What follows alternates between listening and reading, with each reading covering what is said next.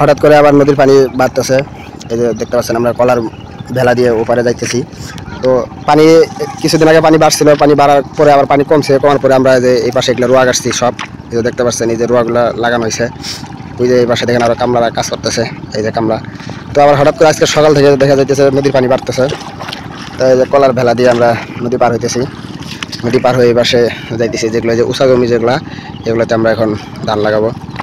তো দেখেন নদীটা অনেক বড়, তো মাঝখানে চর যাচ্ছে, নদী দুই পাশ দিয়ে বের হয়ে গেছে। এই পাশে একটা নদী আছে, আর ওই পাশে এই চরের ওই পাশে আরেকটা নদী আছে। তো এই যে আমরা ওই যে ওই পাশ থেকে পার হয়ে আসতেছি, এই যে শান্ত বোঝা চালাইতেছে, এখানে পানি অনেক। তো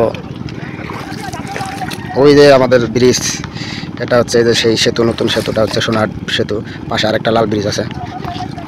দেখেন পানি একটু বাড়াতেই এই যে ধানের মধ্যে পানি উঠে গেছে, এই যে দিতে পানি এখন আমরা রোয়া কাটছে।